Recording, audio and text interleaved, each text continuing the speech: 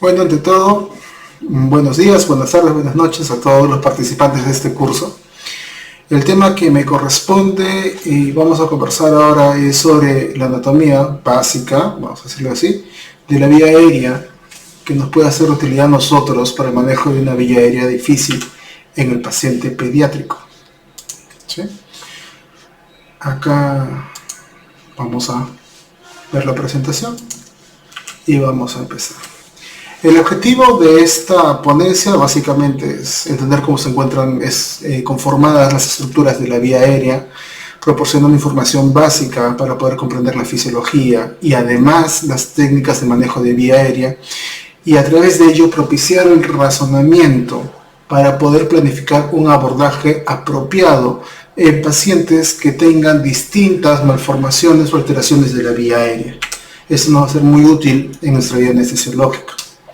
En general, la vía aérea necesita de que el aire, o mejor dicho, su función primordial, es de que el aire pase desde la nariz hacia los bronquiolos, y de los bronquiolos a los alvéolos donde va a ocurrir el intercambio gaseoso. Así que, por lo tanto, este aire ingresa desde la nariz, pasa por la cavidad nasal, llega a pasar por la faringe y termina pasando la laringe y al resto de vía aérea. Además que esta vía también se va a utilizar para el paso de los gases anestésicos.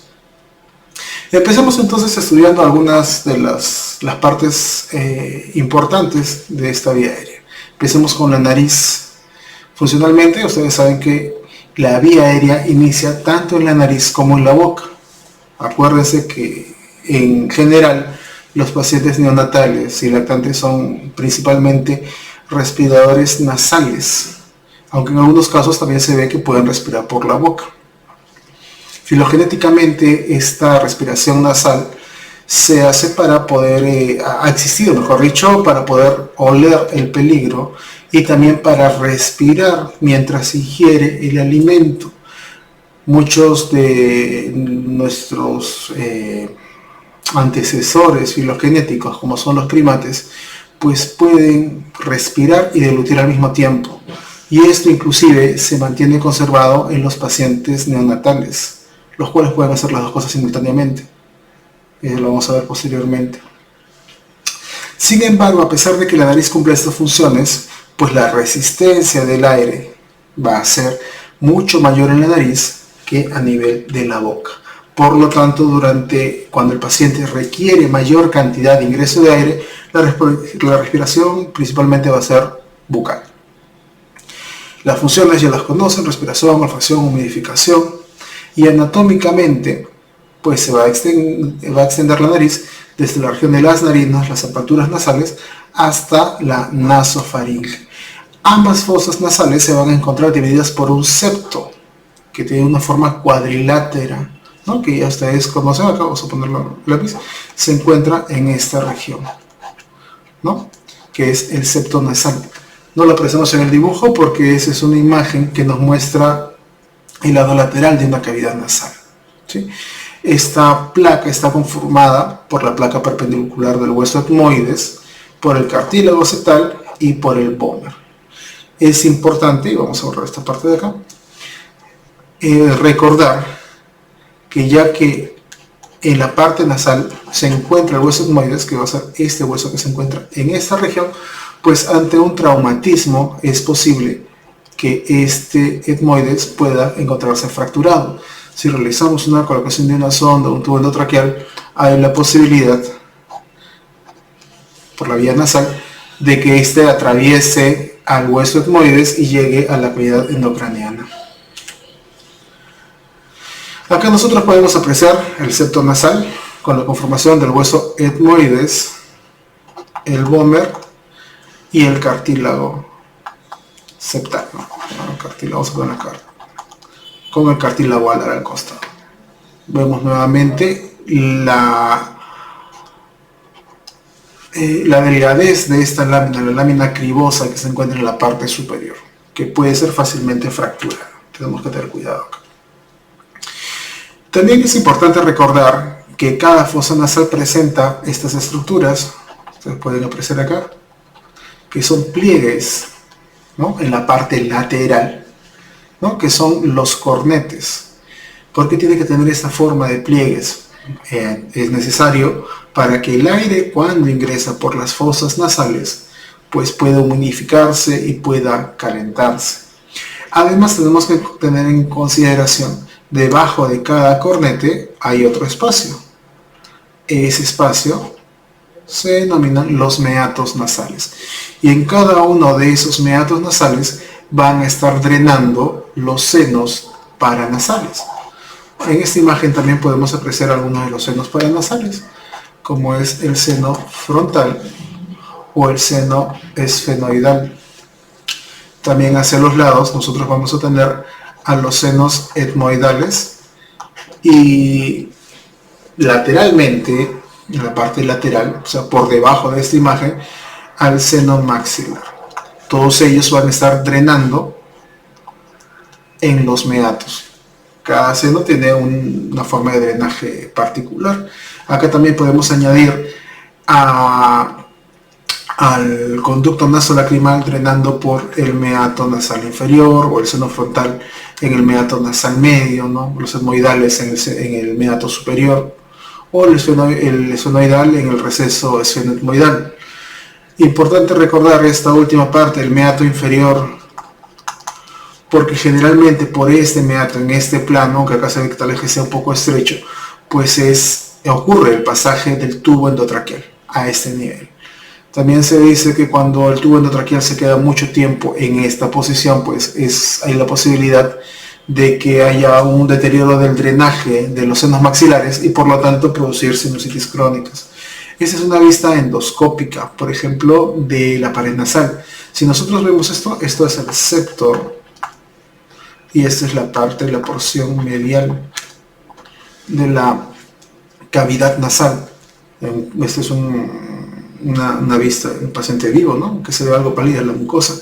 Y nosotros podemos encontrar acá el cornete inferior y el cornete medio. Y nosotros estamos viendo acá los meatos, el meato medio y acá el meato inferior. Ya hemos dicho que estas estructuras convolutas van a propiciar la calefacción del aire y la humidificación.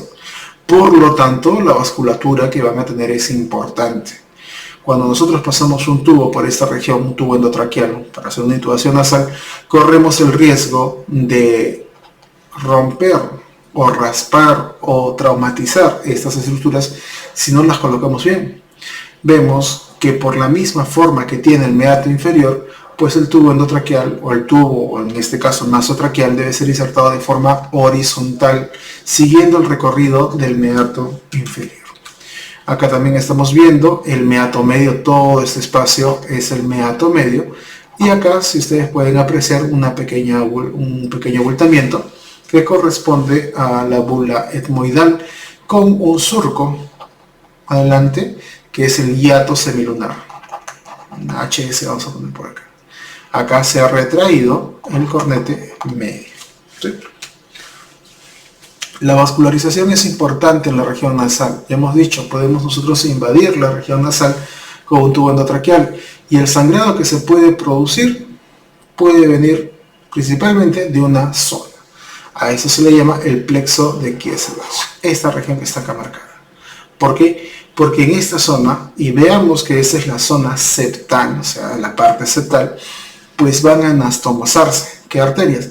Acá vemos las etmoidales anteriores, las etmoidales posteriores, las ramas de la esfenopalatina e inclusive las ramas septales de la arteria labial. Por lo tanto, se encuentran muchas arterias de muchas ramas de diversas arterias que se anastomosan en esta región septal, y al lesionarlas se puede provocar sangrado. Importante recordar también los senos paranasales, ya habíamos visto anteriormente y volvemos a ver acá al seno frontal, al seno esfenoidal, acá no es etmoidal, es esfenoidal, acá las celdillas son los senos etmoidales, ¿no?, y al seno maxilar, que se encontraría a través de este orificio.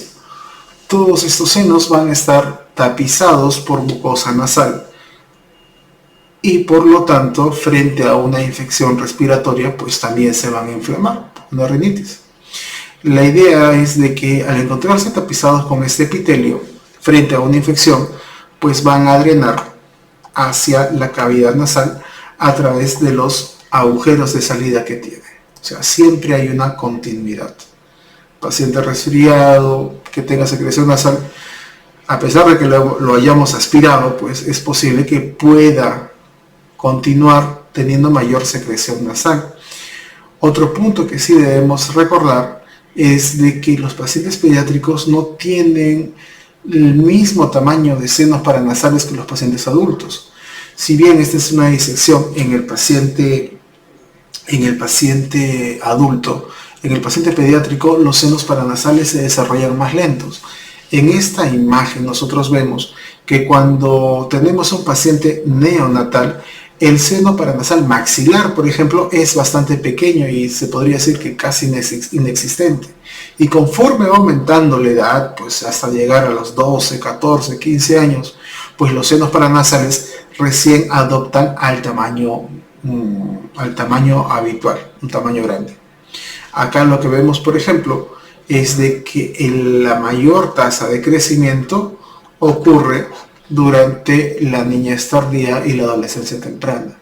Ese es el momento en el cual el rostro de los pacientes pediátricos cambia.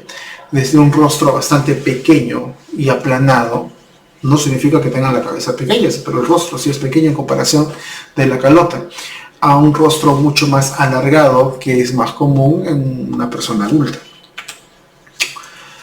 La inervación de esta cavidad nasal, básicamente tenemos una inervación sensitiva y una inervación sensorial. La sensorial por el nervio olfatorio, que ya lo conocemos, que se encuentra, pues, ¿no?, el nervio o los nervios olfatorios atravesando la lámina cribosa del etmoides, de la cual ya habíamos conversado anteriormente. Y también hay una inervación sensitiva, o sea, no sensorial, dada principalmente por el nervio trigémino, ¿sí?, a través de múltiples nervios, principalmente al nervio maxilar. Y el nervio maxilar, ya saben, quinto 2, se va a distribuir por toda la cavidad nasal. Además, estos nervios también dan inervación autonómica, principalmente parasimpática, también hay simpática, la cual va a modular, por ejemplo, acá los nervios nasales posteriores, van a modular la vasodilatación o vasoconstricción de los cornetes nasales, por lo tanto aumentando la capacidad que tienen los cornetes para calentar el aire y humidificarlo, ¿sí? En los casos en los cuales pues el paciente se presenta con una congestión nasal, pues me está indicando que estos cornetes pues están inflamados más de la cuenta. El sistema nervioso simpático y parasimpático pues está actuando en esos momentos, ¿no? En la parte septal también nosotros vamos a encontrar inervación, especialmente de este nervio, que es el nervio nasopalatino, que está llegando desde la parte posterior como rama del nervio maxilar a inervar al septo, ¿no? También las ramas del nervio etmoidal anterior también se encuentran inervando esta región. Como les mencioné anteriormente, la inervación autónoma, especialmente tanto el sistema simpático como parasimpático, también van a inervar la región nasal. No obstante, esta inervación llega a través del nervio facial, vamos a ponerle acá un 7 en romano, a través del nervio facial y sus ramas, el nervio petroso mayor, llevando al ganglio esfenopalatino, que se encuentra en la fosa esfenopalatina, ganglio esfenopalatino, de la cual a través va a distribuirse hacia los nervios nasales posteriores, hacia el nervio infraorbitario o hacia el nervio nasopalatino, para dar inervación parasimpática, ¿no? Nervio facial, inervación parasimpática. Mientras que el plexo carotídeo, ustedes van a ver acá, en el transcurso de la arteria carótida, va a llevar información simpática a través de las arterias. Son pequeñas fibras nerviosas que envuelven a las arterias y a través de la irrigación que ellas van dejando, pues también van dejando las fibras nerviosas simpáticas, ¿sí? Y esto a través del nervio del conducto ovidiano. Y esto viene a través del plexo carotídeo, y este plexo carotídeo a su vez está viniendo de la cadena simpática cervical. Acá vemos algunas imágenes, algunas disecciones. Esto es sacado del libro de Rotom, del Atlas de Anatomía de Cabeza y Cuello, en las cuales observamos, pues, ¿no?, nuestra cavidad nasal con los cornetes, cornete inferior, cornete medio, las células etmoidales, el seno esfenoidal, el seno frontal, las celdillas etmoidales, el etmoides, y vemos acá, vamos a ver una flechita en los meatos. Nuevamente vuelvo a repetir, cuando nosotros colocamos un tubo endotraqueal, debemos colocarlo en esta dirección. Cuando colocamos una sonda nasogástrica también debemos colocarla en esta dirección, para que pegado al paladar duro que está formando la base o el suelo de la cavidad nasal y pasando hacia la parte posterior por el paladar blando, pues llegue y doble. Acá también es interesante porque tenemos que, nosotros vemos acá que hay un ángulo cercano de 90 grados en la parte posterior de la faringe. Si nosotros colocamos un tubo lo suficientemente rígido, no esperamos con una curvatura pues hacia arriba, no vamos a esperar que este tubo entre con facilidad. Va a ingresar, va a chocar y probablemente vaya a lastimar esta pared faríngea posterior. Tenemos que tener cuidado con eso. Otra imagen similar, vemos el meato nasal inferior y el pasaje hacia la faringe y posteriormente hacia la laringe, que es probablemente nuestro centro de mayor atención. A nivel del septo nasal, nosotros acá estamos viendo el septo nasal, vamos a encontrar a esta área. Ya la habíamos mencionado nuevamente, el área de Kieselbach. Algunos otros autores lo conocen como el área de Little, o también lo conocen como el plexo de Kieselbach, en la cual se anastomosan varias circulaciones. Que hemos dicho que viene de la arteria esfenopalatina, que es rama terminal de la maxilar, o de las arterias por acá que vienen las etmoidales, ¿no? La esfenopalatina viene a este lado, ¿no? O ramas de las etmoidales posteriores, o ramas de la labial que vienen de la facial, por ejemplo. Todas esas arterias están anastomosando a este punto. Y es por ello que hay mayor riesgo de sangrado en esta región.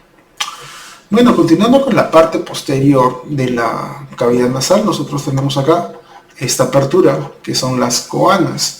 Y a través de estas coanas el aire va a pasar hacia la región de la faringe. Si nosotros trazamos unas líneas acá, desde las coanas, vamos a trazar las líneas, desde las cuales tenemos nosotros acá toda esta es nuestra faringe. Y de esta faringe nosotros vamos a poderla dividir en tres regiones. La parte superior, la nasofaringe, la parte que está detrás de la parte bucal, la orofaringe y la parte que es inferior y comparte algunas porciones con la laringe, la faringolaringe. En adultos tiene una longitud de 12 a 15 centímetros, lo cual se va a hacer reducir mucho en un paciente pediátrico, llegando hasta los 4 centímetros probablemente en el paciente neonatal. Y que nos va a servir como una vía de comunicación mixta entre el aire que ingresa por la región nasal y los alimentos que ingresan por la región oral. Cada uno de ellos se va a desviar y van a ingresar de acuerdo a su destino. Por ejemplo, si respiramos aire por la nariz, pues tiene que llegar hacia la región de la laringe para que pase por la tráquea, mientras que si ingerimos alimentos, pues tiene que llegar al esófago. Pero acá hay un problema, ¿no? Las dos vías están entrecruzando entre ellas. Por lo tanto, tienen que haber sistemas que eviten este cruce de sustancias que van a estar llegando. El problema que tenemos nosotros en anestesia es de que muchos de estos mecanismos protectores los podemos encontrar aumentados o disminuidos. Por lo tanto, corremos el riesgo pues, o de aspiración o de hipoventilación por obstrucción de la vía aérea. Debemos manejarlo con cuidado por ese mismo punto, ¿no? Como saben ustedes, la faringe no es solamente un tubo recto que va a dejar pasar los alimentos o el aire. Es un tubo muscular. Por lo tanto, esos músculos pueden contraerse y pueden aumentar el diámetro o disminuir ese diámetro. E inclusive, es posible, mira acá vean ustedes los músculos constrictores laríngeos, el superior en la parte superior, claro, está el medio hasta el hioides, por debajo del el músculo constrictor faríngeo inferior. No solamente es músculo, sino también están tapizados por mucosa, y dentro de esta mucosa pues vamos a poder encontrar nosotros tejido linfoide, y este tejido linfoide básicamente que se encuentra en toda la faringe y en zonas aledañas como la cavidad oral, pues es lo que va a conformar el anillo de Waldeyer. El anillo de Waldeyer, ustedes ya lo conocen, ya lo han visto anteriormente, va a incluir tanto las tonsilas palatinas, las linguales, las de la trompa auditiva y las nasofaringias. O sea, están en lugares estratégicos. Si vemos nosotros, las tonsilas nasofaringias se encontrarán en esta región, las de la tuba auditiva también, pero un poco más lateral, las linguales en la porción inferior y las palatinas. Toda esta región, toda esta zona donde está la apertura, pues está llena de células linfoides. Y por lo tanto van a reaccionar frente a algún patógeno. Se van a inflamar, puede supurar, y esto trae consigo pues obstrucción de las vías aéreas, especialmente en pacientes pediátricos, pues, sus vías aéreas son mucho más estrechas.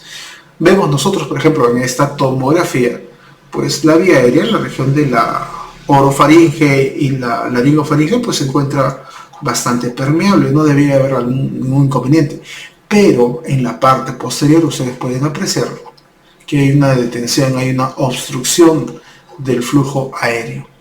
¿Y esto por qué? Pues porque el tejido linfoide en esta región, las tonsilas nasofaringias han aumentado de tamaño. ¿Eso qué cosa es? Adenoides. Y es lo que produce el cuadro. Miren ustedes, acá está el paladar blando, cómo entra en contacto con estos adenoides y por lo tanto el aire no puede fluir hacia la región posterior. Imagínense que ustedes que tengan que intubar a un paciente por vía nasal, con un paciente que tenga adenoides, pues muchas veces va a ser difícil que el tubo endotraqueal pase, o inclusive si es que pasa, va a lesionar esta región. Una de las preguntas probablemente que podríamos hacer al paciente o al familiar cuando lo entrevistamos es: señora, su niño duerme con la boca abierta, su niño ronca al dormir, tal vez nos está orientando a esta información. Acá nosotros estamos apreciando algunas imágenes de disección de la región de la faringe, con la orofaringe, la nasofaringe, la orofaringe y la laringofaringe. Vemos que son capas musculares intrincadas con algunos pliegues, como los pliegues, ¿no? Los arcos de las fauces, el pliegue palatoloso y en la parte posterior el pliegue palatofaringeo, ¿no? Acá tenemos nuestro paladar blando, que también es un tejido muscular y que dependiendo de cómo se posiciona, pues puede obstruir el pasaje del aire desde la cavidad nasal. ¿Para la intubación podrá haber algún problema con un aumento de tamaño de esta región? Pues sí, si es que hay algún edema, hay un hematoma en esta región del paladar blando, pues es posible que ocurra algún tipo de obstrucción. Y en el caso de un paladar hendido, ¿debería haber problemas en la intubación? Teóricamente no. ¿Por qué? Pues porque nosotros cuando hacemos una laringoscopía visualizamos toda esta región. Y esta región no, la parte superior generalmente no la estamos utilizando. Sin embargo, sí nos puede desorientar al momento de hacer la laringoscopía. No es que sea una laringoscopía más difícil de realizarla o una intubación más difícil que tengamos que realizar, pero sí tal vez vaya a verse esta región mucho más difícil de visualizar y localizar el espacio glótico para poder colocar el tubo endotraqueal. Inferior a la faringe nos encontramos con la laringe. Ya saben que es un pasaje cruzado. Vamos a ver eso acá, que tanto pasan ahí el aire y los alimentos.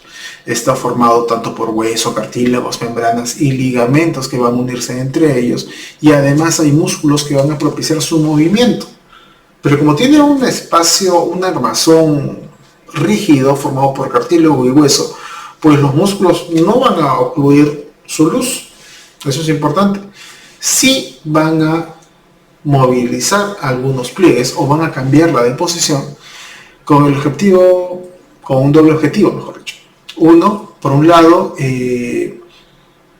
la fonación, para poder comunicarnos a través del habla en los seres humanos, y segundo, para proteger las vías aéreas, como vamos a ver después. El tamaño de la laringe pues va a variar respecto a la edad. La posición de la laringe también va a variar respecto a la edad. Ya sabemos nosotros que las laringes se encuentran mucho más elevadas en los pacientes pediátricos, en un neonato generalmente a nivel de C3, mientras que un adulto a nivel de C6, ¿no? C5. Y que también hay diferencias respecto a la edad y el sexo, aunque estas diferencias van a ser notables recién a partir de la adolescencia, o sea, como caracteres sexuales secundarios. En niños, tanto varones, niños y niñas menores antes de la edad de la pubertad, pues las laringes van a ser iguales entre ellos. En cambio, pasando esa adolescencia, pues las laringes van a ser mucho más grandes en los pacientes varones que se encuentran en esta etapa. El esqueleto de la laringe está formado tanto por hueso como por tejido cartilaginoso. Si hablamos de hueso, en la parte más superior tenemos al hueso hioides, ¿sí? Pero además tenemos a los conocidos cartílagos laríngeos. Estos cartílagos laríngeos pueden ser hialinos o elásticos. ¿Y cuál es la diferencia práctica en esto? Es que los cartílagos hialinos pueden osificarse. Los cartílagos elásticos no se osifican con facilidad. Entonces, ¿cuáles son las estructuras con cartílago hialino y cuál es elástico? Empecemos hablando por la cartílago tiroides primero, ¿no? Ustedes ya conocen que todo esto es el cartílago tiroides. Está formado por dos láminas unidas al centro en un ángulo, ¿no?, el cual presenta una escotadura superior, y en la parte posterior presenta dos astas, un asta superior y un asta inferior. El asta superior se articula con el hueso hioides, con el asta mayor del hueso hioides, y atraviesa a través de una membrana, la membrana tiroidea. Recordemos eso.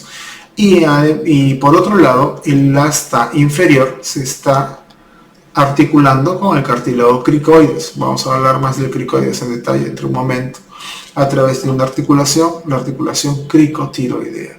Y esta articulación nos sirve pues para tensar o relajar las cuerdas vocales. Además también se encuentra unida por una membrana, la membrana cricotiroidea, que ya vamos a ver nosotros que va a ser importante ya en el curso para poder acceder a la vía aérea en el caso de una obstrucción que se encuentre superior. Y nuestras queridas cuerdas vocales, pues ¿a qué nivel se están encontrando? Justo como está acá en este gráfico, miren. Las cuerdas vocales se encuentran a la altura del cartílago tiroides, a este nivel, en la parte posterior, ancladas, vean, a estos pequeños cartílagos que ya vamos a ver, que son los cartílagos aritenoides. Las cuerdas vocales están representadas en este gráfico, en esta región. ¿Bien? Acá vemos algunas fotografías de cartílagos tiroideos reales, ¿no? La siguiente estructura que vamos a visualizar es el cartílago cricoides. Y lo interesante de este cartílago es que tiene la forma de un anillo. Significa que es un anillo cerrado. No se puede descender y no se puede colapsar. Por lo tanto, es un punto importante debido a que anatómicamente viene a ser la parte más estrecha de la anatomía de la vía aérea. Anatómicamente hablando, no estamos hablando funcionalmente, porque funcionalmente tal vez puede haber algún debate con las cuerdas vocales, pero anatómicamente es la porción más estrecha. No se puede distender más y tampoco tiende a comprimirse. Sin embargo, también es responsable para algunos tipos de estenosis, pero no por la misma constitución, sino por el epitelio que va a tapizarla de forma interna. ¿Sí? nosotros vemos que sobre el cartílago cricoides va a tener una porción anterior y una porción posterior. Si vemos en este ejemplo, en esta fotografía, vamos a ver que hay una parte que está mucho más, tiene una lámina cuadrilátera.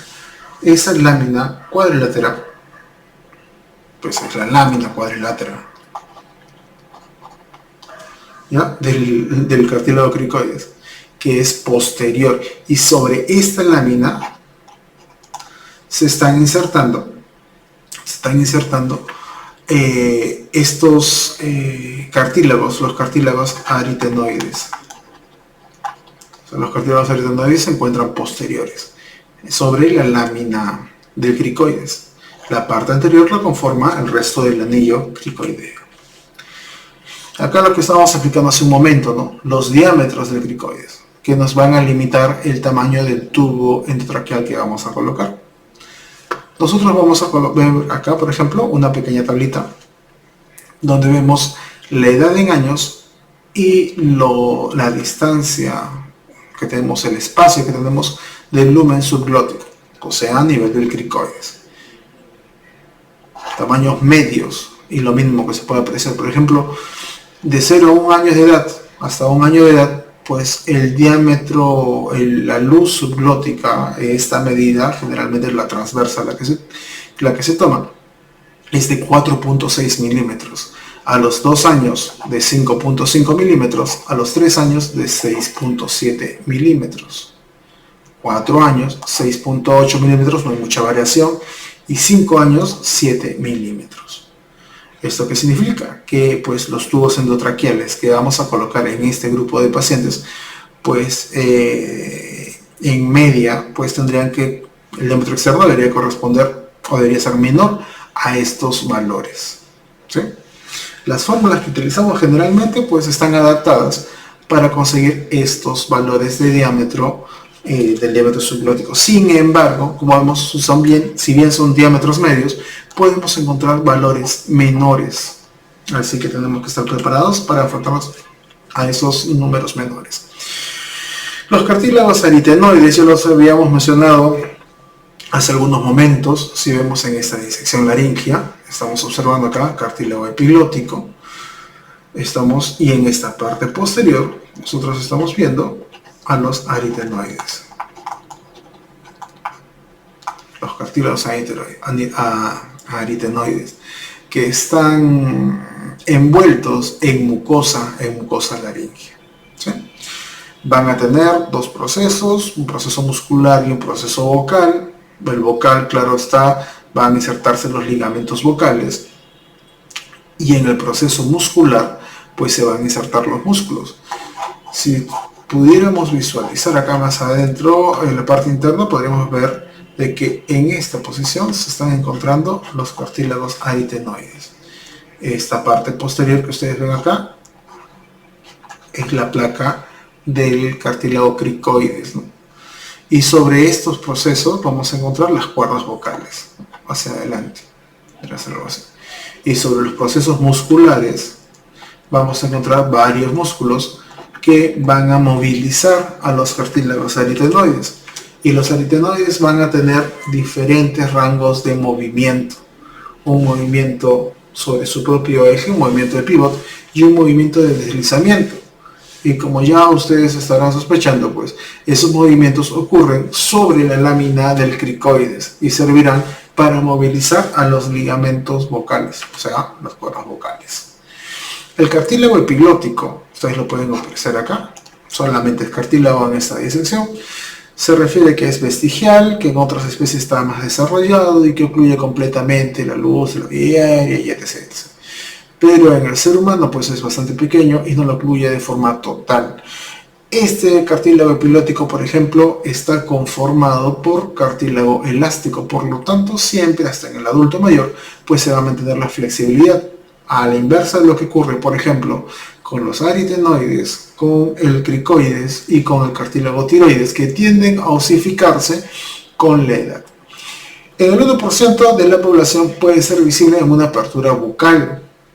Eso es lo que en algunos estudios se conoce como el malampaticero, ¿no? Abre la boca, miran al fondo y se ve el cartílago epiglótico. Pero a pesar de que sea este Malapati 0, actualmente se considera que no está relacionado a una intubación fácil. No es un predictor hasta ese momento. Acá nosotros ya vemos algo más familiar, una visión superior de la región laríngea. Acá ustedes pueden ver el cartílago epiglótico, vemos las valléculas, acá el pliegue glosoepiglótico entre la lengua, el glosoepiglótico medial y los glosoepiglóticos laterales, acá el número 4. También estamos viendo estos pliegues, vean acá, estos pliegues. Esos son los pliegues ariteno-epiglóticos, van desde el aritenoides hasta el epiglotis. Y sobre esos pliegues nosotros vamos a encontrar algunas zonas abultadas. Estas zonas abultadas que vamos a apreciar, pues corresponden a los cartílagos cuneiformes y corniculados, ¿sí? Los corniculados los encontramos en la parte más posterior, corniculados, y los cuneiformes a mitad del pliegue. ¿Para qué están estos cartílagos? Básicamente para darle un poco más de rigidez a los pliegues ariteno-epiglóticos. Estos pliegues ariteno-epiglóticos pues van a movilizarse también con la fonación, aunque no son las zonas que van a ocasionar pues la fonación en sí o el cierre de la apertura glótica. Acá ya para ir avanzando en esta descripción y no desaprovechar esta imagen, pues vamos a ver que hacia el fondo nosotros podemos encontrar a las cuerdas vocales, ya lo conocen ustedes, y a los pliegues vestibulares, y entre las cuerdas vocales al espacio glótico. Acordémonos que esa es la comisura posterior y la comisura anterior de las cuerdas vocales, y hay un pequeño espacio, ¿sí? Un pequeño espacio que es el ventrículo laríngeo, que se encuentra entre las cuerdas vocales y los pliegues vestibulares. También tenemos en esta imagen, tenemos que ver que toda esta zona, que ustedes ven acá, que está encima, es lo que se conoce con el nombre de vestíbulo laríngeo, ¿ya? Que también se le conoce como la región supraglótica. Acá vemos otra imagen tal vez más bonita y más centrada, en la cual podemos ver a las cuerdas vocales, que es lo típico que nosotros observamos cuando hacemos una laringoscopía. Tal vez con la salvedad de que en una laringoscopía nosotros colocamos la punta del laringoscopio en las valléculas, ¿no? Pero acá se puede apreciar bastante claramente el cartílago epiglótico.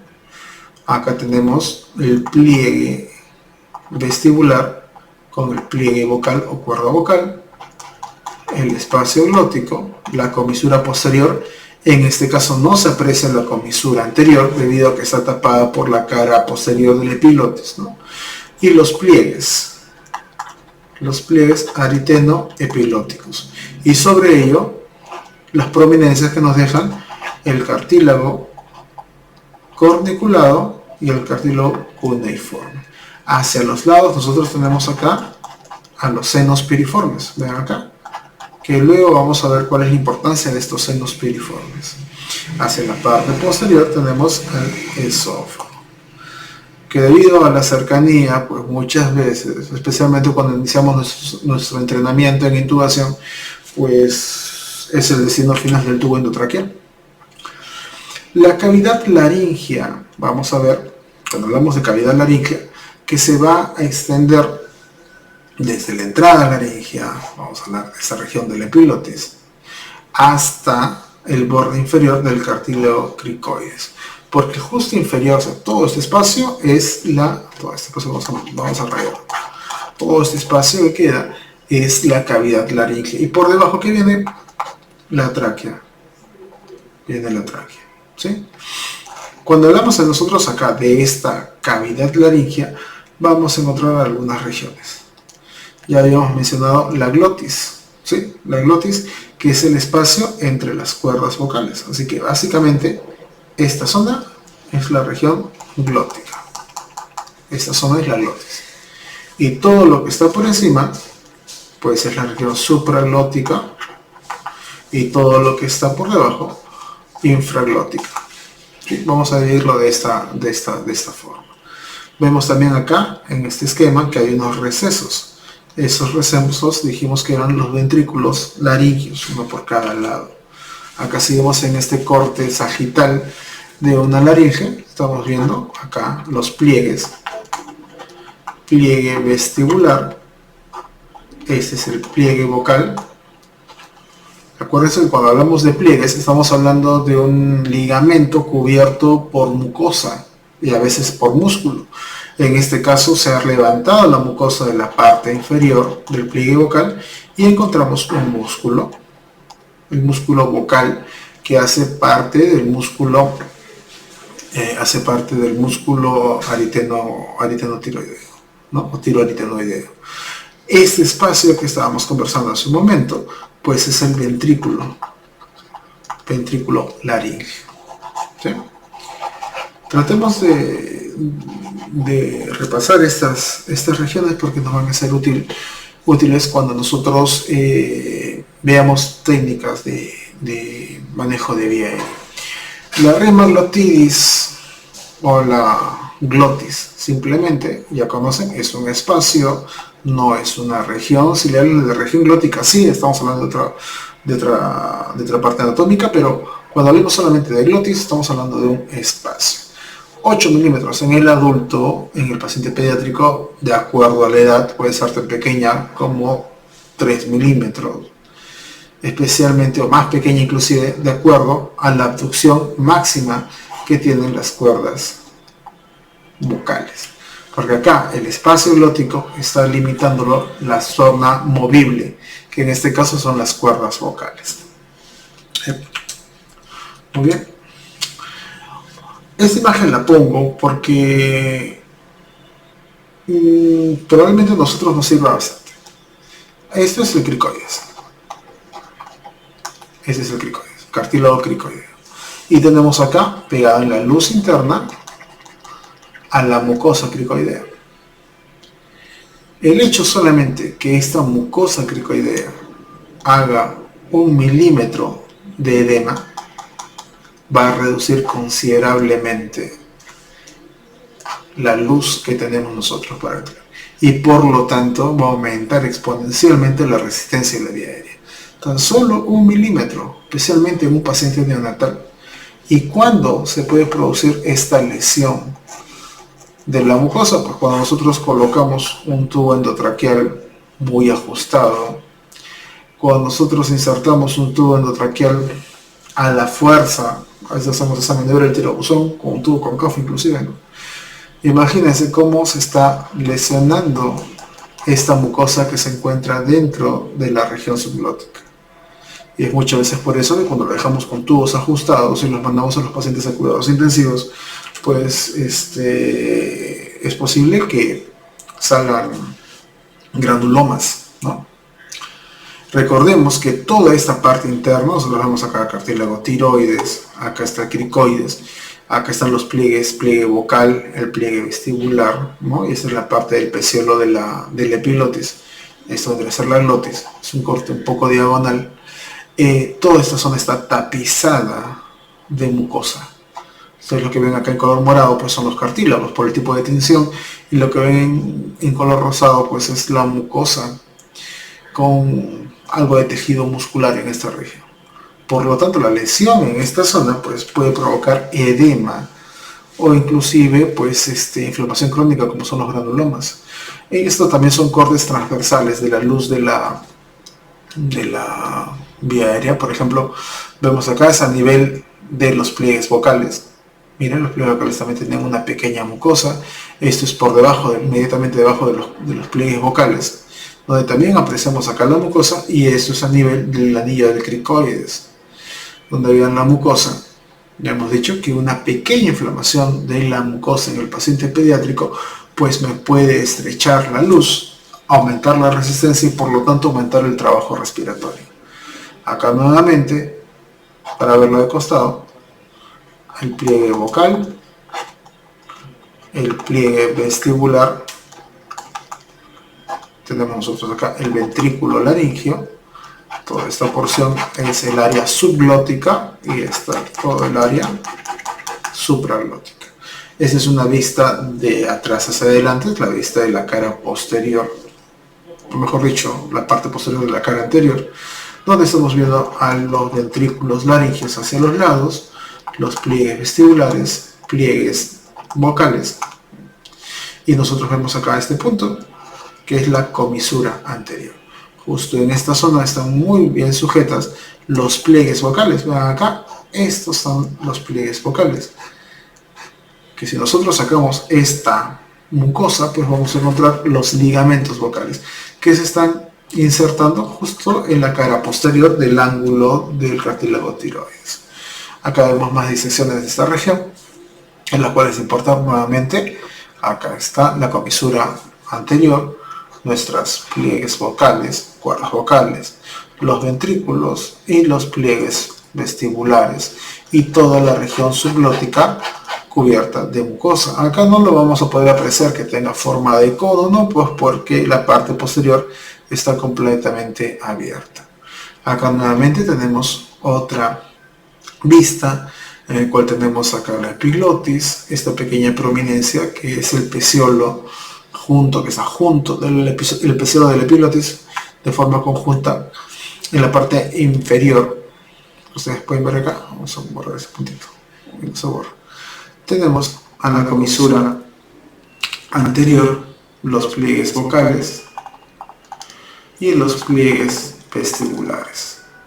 Acá en esta parte superior el pliegue areteno epiglótico con las prominencias de los cartílagos, en este caso el cuneiforme y acá el corniculado. Acá tenemos nosotros en la parte posterior nuestra comisura posterior, que puede haber fisuras. Hay algunas patologías del desarrollo en las cuales estas dos regiones, derecha e izquierda, pues no se fusionan y me dejan con una fisura faríngea. También es posible encontrarlo en algunos pacientes. Veamos algunas imágenes de laringoscopías. Una laringoscopía normal, por ejemplo, paciente pediátrico normal. Encontramos las cuerdas vocales, son blanquecinas, poco vascularizadas, aunque sí tienen vascularización, cubiertas por una mucosa bastante delgada, ¿no? Los pliegues vestibulares y toda el espacio supraglótico. Comisura posterior, comisura anterior. Al fondo, pasando la glotis, vemos a nosotros a la tráquea, al fondo. En este caso, por ejemplo, es una laringomalacia. Que vemos en una laringomalacia en un paciente pediátrico, un bebé de 3 meses, 6 meses, que tiene problemas de deglución. Vemos la prominencia de la epiglotis. Se ve una epiglotis más rechonchita, bueno, que es normal en un paciente pediátrico, pero que se encuentra bastante caída hacia adelante. Y me ocluye toda la visión de la región vestibular, ¿sí?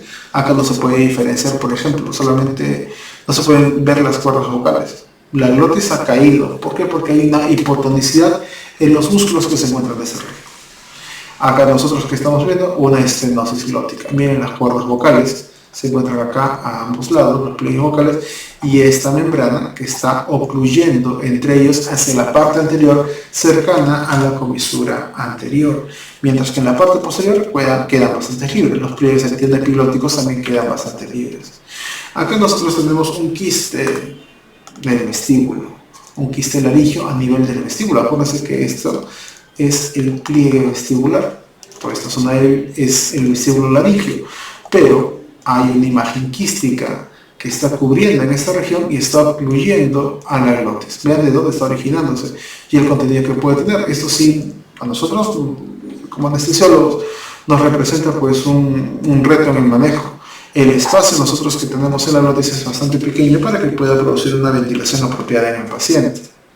Otro caso, por ejemplo, acá vean, esto que se supone que es, la epiglotis y está inflamada. Es una epiglotitis, ¿sí? Una epiglotitis, en el cual al estar inflamada, me está obstruyendo prácticamente toda la vista de la región glótica. Ese es el caso de una faringitis, una laringitis aguda. Miren cómo ha cambiado, las cuerdas vocales están eritematosas, inclusive algo ulceradas, ¿no? Este paciente es un alto riesgo pues, de eventos respiratorios, ¿no? Por la inflamación de las cuerdas vocales. Acá tenemos algunos nódulos que se pueden encontrar en las cuerdas vocales, los los otorrinos, por ejemplo, cuando se encuentran estos nódulos, muchas veces van a programarlos a los pacientes para retirar a estos pequeños nódulos que se encuentran sobre la misma cuerda vocal y que le va a producir cambios en la voz, en la audiofonía. Nosotros vamos a tener que ir con bastante cuidado en esta región, ya que el estímulo de estas cuerdas vocales puede desencadenarnos a nosotros los problemas ya mencionados anteriormente. También es posible que puedan aparecer quistes a nivel de la mucosa de la cuerda vocal, ¿sí? O del pliegue vocal, mejor dicho, ¿no? Acá también nosotros podemos ver lesiones y traumatismos de los cartílagos aritenoides que se van a ver mejor en esta fotografía, en las cuales, producida por una intubación traumática, se pueden luxar, ¿verdad?, los cartílagos aritenoides. Pues acá en esta lista, ¿dónde son los cartílagos aritenoides? Ya saben, en la base del pliegue ariteno epiglótico. Y como ustedes pueden ver en estas imágenes, pues no son simétricos estos pliegues ariteno-epiglóticos. Miren, este lado del otro. Están chuecos. Eso que me está indicando. Probablemente, pues, de que estos cartílagos aritenoides han salido de su lugar sobre el cricoides. Eso es lo que se conoce como luxación del aritenoides. Y a la fonación, junto a las cuerdas vocales, también no se mantiene la simetría sobre los cartílagos aritenoides y por lo tanto sobre los pliegues. Eso es lo que podríamos ver nosotros en un traumatismo. Eso ocurre cuando somos muy bruscos para introducir el tubo endotraqueal. Y también es algo que nosotros probablemente hayamos visto en algunos pacientes, ¿no? Las estenosis subglóticas. En este caso probablemente una estenosis subglótica congénita, ¿no?, en la cual los bordes son bastante simétricos, ¿no?, que nos deja una pequeña luz. Todo este espacio debería ser el espacio glótico porque se encuentra entre las cuerdas vocales, pero yéndonos un poco más inferior vemos que hay una membrana, esta membrana, que está cubriendo la luz. El resultado, pues, es un aumento grande de la resistencia. Ahora, sobre la laringe vamos a encontrar diversos músculos extrínsecos, que pueden dividirse en músculos suprayoideos y los infrayoideos, que van a movilizar la laringe hacia arriba o hacia abajo. Esto vemos en estas disecciones, ¿no?, y que van a ser importantes para reconocer el área en el cual se puede realizar una traqueostomía. Ahí está. Acá estamos. Por ejemplo, en este plano vamos a tener nosotros primero acá, externamente, lo más superficial, al músculo platisma. Y debajo de ellos recién tenemos a la fascia, o mejor dicho, a la lámina superficial de la fascia cervical profunda. Y debajo de ellos vamos a encontrar la región anterior o el triángulo, en el triángulo anterior al triángulo muscular. Este triángulo muscular, pues vamos a tenerlo delimitado por el músculo esternocleidomastoideo. ¿Dónde está? Acá está, el esternocleidomastoideo, ¿sí?, el lomoideo, el dioides y la línea media. Sobre esta línea media es donde se va a realizar las traqueostomías o las cricodoitomías, ¿no? Vemos acá hacia los lados los músculos infrayoideos. Acá se puede apreciar mejor en el primer plano, ¿no?, el músculo del lomoyoideo, y acá al costado tenemos al esternoyoideo. Por debajo de estos músculos todavía tenemos dos músculos más, que acá se ve uno un poquito, ¿no?, que es al esternotiroideo, y en la parte superior deberíamos visualizar al tiroideo. Acá se visualizaría, ¿no?, al tiroideo. En esta imagen se ha levantado al músculo, ese es el esternotiroideo, se ha levantado y nos deja ver recién en este punto a la glándula tiroides. Cuando se ve la tiroides, nosotros vamos a apreciar acá primero en la parte superior al cartílago tiroides, debajo la glándula tiroides, y compartiendo prácticamente espacio sobre el cartílago cricoides. Y es importante ver esta región acá, justo en la zona central de la glándula tiroides, sobre el istmo, tenemos nosotros a la membrana cricotiroidea, que es la zona donde se realiza la cricotiroidotomía. O sea, hacer un orificio que pase por acá para poder ventilar al paciente. No lo podemos hacer más acostado porque está hablando de tiroides, no lo podemos hacer más abajo porque justo en esas partes, no sé si ustedes pueden apreciar acá, se ve un poquito, que están las venas tiroideas inferiores, ¿no? Por lo tanto, para encontrarse las venas tiroideas inferiores, hacer un agujero en esta región me está probablemente vayamos a coger un vaso y nos va a causar un sangrado que puede ser difícil de controlar. Son venas bastante grandes que están drenando a la glándula tiroides. En esta imagen podemos ver igual el cartílago tiroides en la parte de arriba, los dos lóbulos tiroideos, el istmo de la tiroides, e inclusive acá se puede ver la tráquea. Y miren acá estos vasos, las venas tiroideas inferiores. Nuevamente, repito, pues tratar de hacer una traqueostomía a este nivel, pues bastante cuidado con estas venas.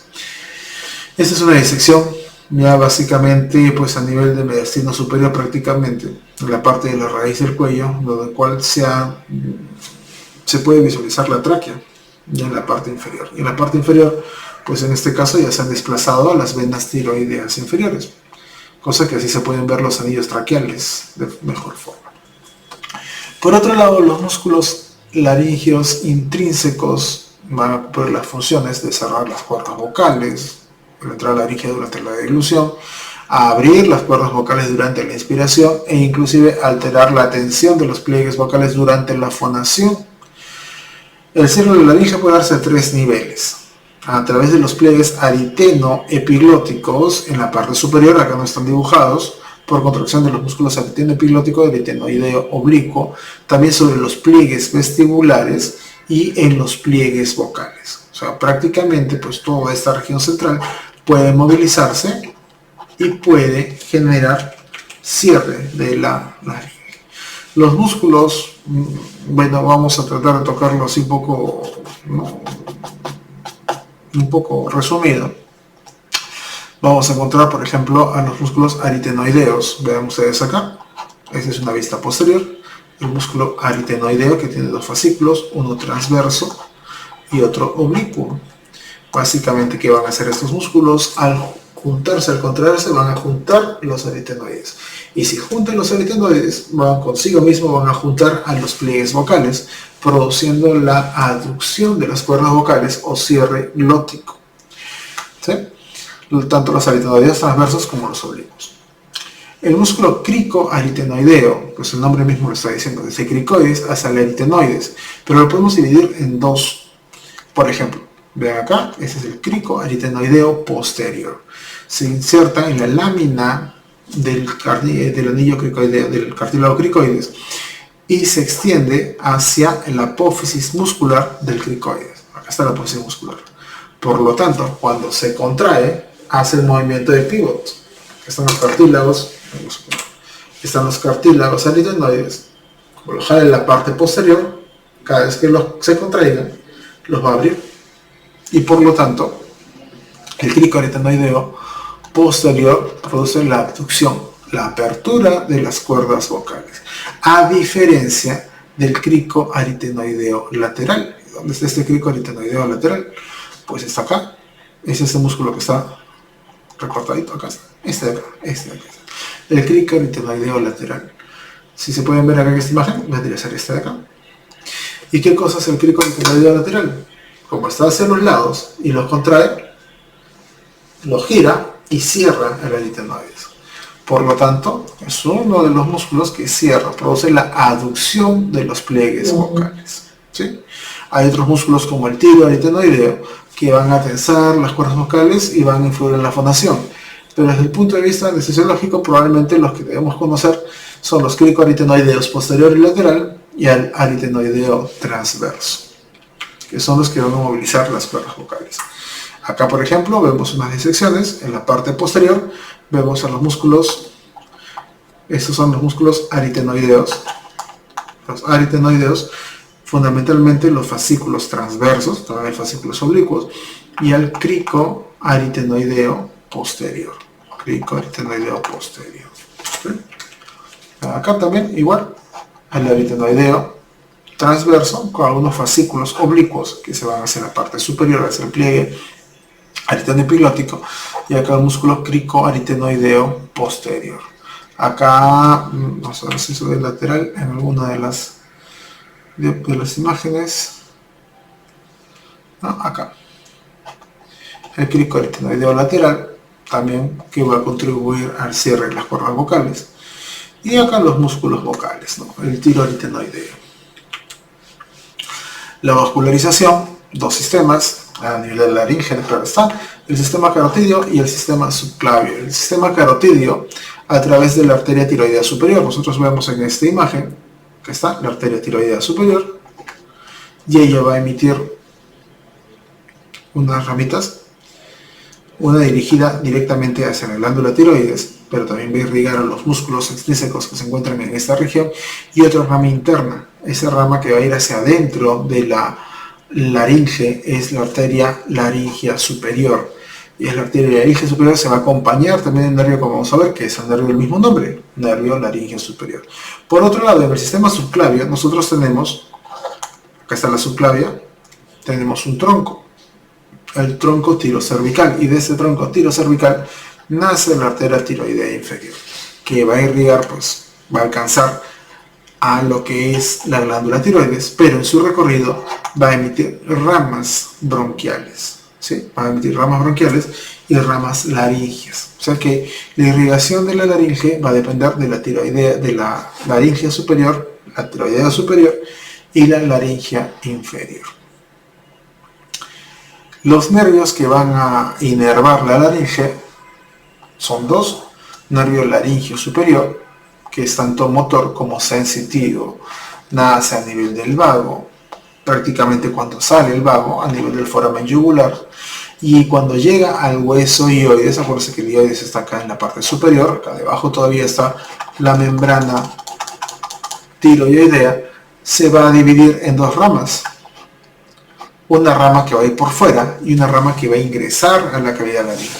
La rama que ingresa, y vamos a verla en este dibujito, en esta de acá debería ser, es el nervio laringeo superior. ¿Sí? La rama interna. ¿Sí? El nervio laringeo superior, rama interna. Que va a dar inervación sensitiva a toda la región supralótica. Mientras que el ramo que queda hacia afuera, acá está, que es el nervio laringeo superior, pero a esta rama se le llama la rama externa, va a ser fundamentalmente motora y va a inervar a un músculo. ¿A qué músculo? Al cricotiroideo. Cricotiroideo es un músculo que se encarga de tensar las cuerdas vocales, por lo tanto producir una voz más aguda.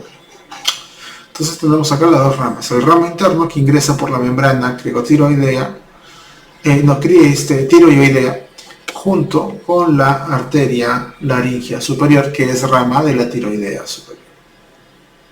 Muy bien.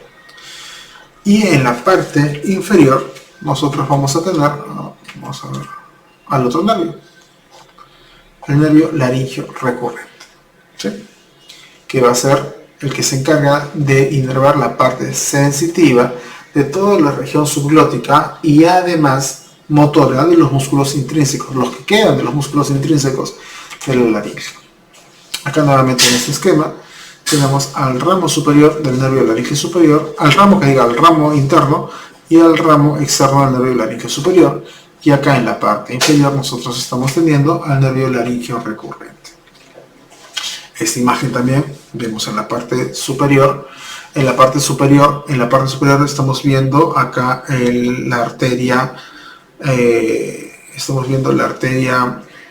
tiroidea superior y la arteria laringea superior, arteria tiroidea superior, acompañados del nervio, o mejor dicho, de la rama interna del nervio laringeo superior, que está ingresando por la membrana, ¿no? Por la membrana tiroidea. Importante recordar algunos puntos de inervación, tanto de la rama interna como de la rama interna del nervio laringeo superior, la rama interna, y el nervio laringio recurrente. Estas dos fibras se van a anastomosar en general, a través de un solo nervio o a través de un plexo. Esta anastomosis, vean acá, es lo que se conoce con el nombre del asa de Galeno. El asa de Galeno, en las cuales ponen en contacto estos dos sistemas de nervios. Y es interesante porque a través de esta asa que se encuentra en la fosa piriforme, vamos a ver ahí, los encuentros se pueden bloquear también, ¿no? a este nivel, a ambos nervios. La gracia del nervio laringio recurrente, que también proviene del vago, es que desciende prácticamente en el lado izquierdo hasta el arco órtico y vuelve a ascender justo en el espacio que deja el esófago y la tráquea, mientras que en el lado derecho va a ser lo mismo, pero sobre la arteria subclavia derecha. ¿Sí? Van a ascender por lo que se conoce como el surco tráqueo-esofágico, ¿no? Y van a alcanzar a la laringe. Ya hemos dicho que el nervio laringio recurrente proporciona funciones motoras a todos los músculos intrínsecos de la laringe, excepto el cricotiroideo, el cual es inervado motoramente por el nervio laringio superior, y también proporciona inervación sensitiva a la laringe debajo de las cuerdas vocales, o sea, en el espacio subglótico. También tiene inervación autonómica, tanto el laringio superior como el laringio inferior, porque posee fibras parasimpáticas, las cuales, como es de esperar, vienen del nervio vago, mientras que las fibras simpáticas van a ir junto con las arterias que están irrigando a través de los plexos simpáticos. Pasado la laringe, nosotros nos vamos a encontrar con la tráquea y los bronquios. La tráquea inicia en el cartílago cricoides, ya conocen ustedes, en el adulto a nivel de C6, en el paciente neonatal, por ejemplo, a nivel de C3 o C4. Mide 10 a 20 centímetros en el adulto, en el neonato puede ser tan larga como de 4 centímetros, y eso es un dato importante, y el diámetro también va a variar conforme la edad. Acá tenemos un gráfico en el cual nos da una idea de qué tanto puede variar la longitud de la tráquea y también sus diámetros. Si tenemos un niño hasta de 2 años, la tráquea aproximadamente es 5.4 centímetros. Mientras va aumentando la edad, la tráquea va aumentando de tamaño hasta llegar al tamaño de 12 centímetros en un paciente prácticamente adulto. Sin embargo, estas distancias hay que considerarlas. Los niños prematuros, los neonatos prematuros, tienen una tráquea de 4 centímetros aproximadamente. Por lo tanto, la movilización de un solo centímetro del tubo endotraqueal, el desplazamiento que puede tener, pues tenemos posibilidades de que se salga de la tráquea, llegue a la cavidad glótica, al espacio glótico, salga del espacio glótico, o que se profundice, ¿no? Y pueda invadir a uno de los bronquios y hacer una ventilación unipulmonar sin querer queriendo, como se dice. Entonces es importante cuidar las distancias que tenemos de la tráquea para tener una colocación apropiada del tubo endotraqueal. Además que los diámetros van a variar conforme pasa la edad. ¿Sí? Acá tenemos los diámetros traqueales, por ejemplo, hasta 1 año de edad, un diámetro de 4.6, 2 años un diámetro de 5.3, un diámetro medio, 3 años 6.7, 5 años 7.8. De acuerdo a eso también nosotros vamos a tener que elegir los tubos endotraqueales. Muy bien. Es importante recordar que la tráquea se puede alargar durante la extensión del cuello, ¿sí? Y durante la flexión también puede descender. Inclusive en adultos la variación puede ser hasta de 2 centímetros. En pacientes pediátricos generalmente se considera que puede variar 1 centímetro tanto con la extensión como con la flexión. Una vez que nosotros pasamos la tráquea, nos vamos a encontrar con los bronquios. Y si bien en la anatomía del adulto se dice de que hay una buena diferencia entre bronquio derecho y bronquio izquierdo, pues en los pacientes pediátricos, especialmente los neonatales, las diferencias quedan un poco al lado, no se distinguen mucho, no son muy saltantes las diferencias que se encuentran. Son muy similares ambos bronquios derecho e izquierdo. Tal vez es por ello que hay mayor facilidad en la intubación selectiva, cuando queremos dar nosotros una intubación selectiva hacia el lado izquierdo. A continuación de los bronquios, acuérdense que los bronquios se van a ir dividiendo, van a ir habiendo generaciones entre ellos. Vamos a ver bronquios principales, segmentarios, bronquios pequeños y bronquiolos, los cuales pueden dividirse en terminales y respiratorios. La diferencia entre ellos es que los respiratorios contienen alvéolos, ¿no? Y pueden generar ductos alveolares a esta región, los bronquiolos respiratorios, mientras que los bronquiolos terminales básicamente conducen hacia los alvéolos respiratorios, pero no tienen cartílagos en su pared, ¿sí? Cuando tienen cartílago, pues se les dice bronquios, simplemente. Y otro dato importante es de que el área transversa sumada de cada una de estas generaciones tiende a aumentar. Siempre va a tender a aumentar. La tráquea, por lo tanto, vendría a ser la zona más estrecha de toda la vía respiratoria baja, mientras que la parte más amplia vendría a ser la de los bronquiolos respiratorios. ¿Con qué afán ocurre esto? Pues básicamente para disminuir las velocidades del aire que está ingresando al sistema respiratorio y poder realizar el intercambio gaseoso. Mientras más área tenga, más área transversa, pues la velocidad del aire que está fluyendo va a ser mucho más lenta.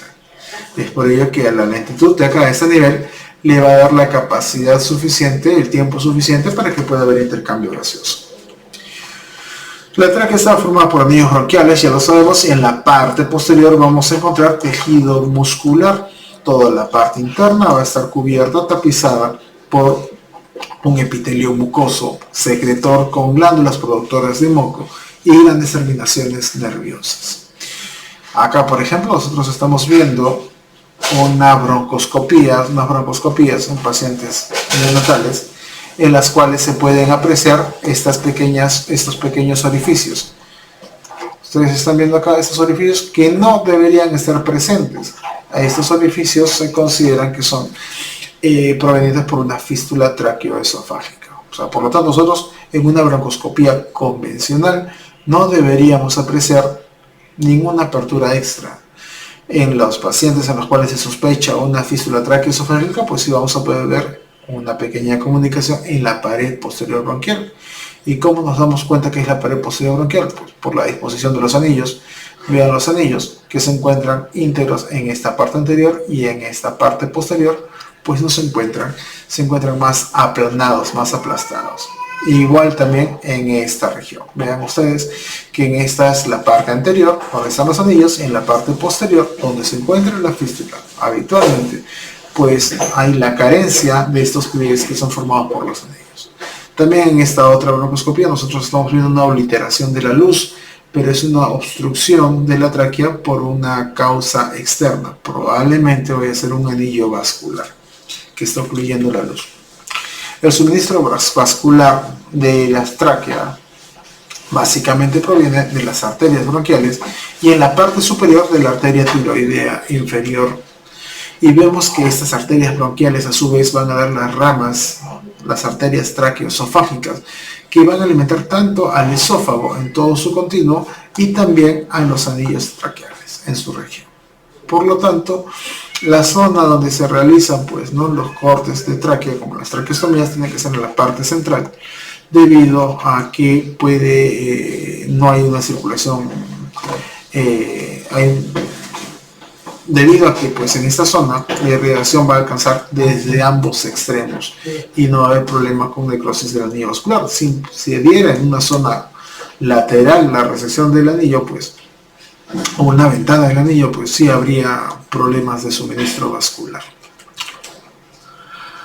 Bueno, eso sería todo en esta parte. Espero que les sea de utilidad en el curso y sin más me despido de ustedes. Muchas gracias y continuamos con el curso.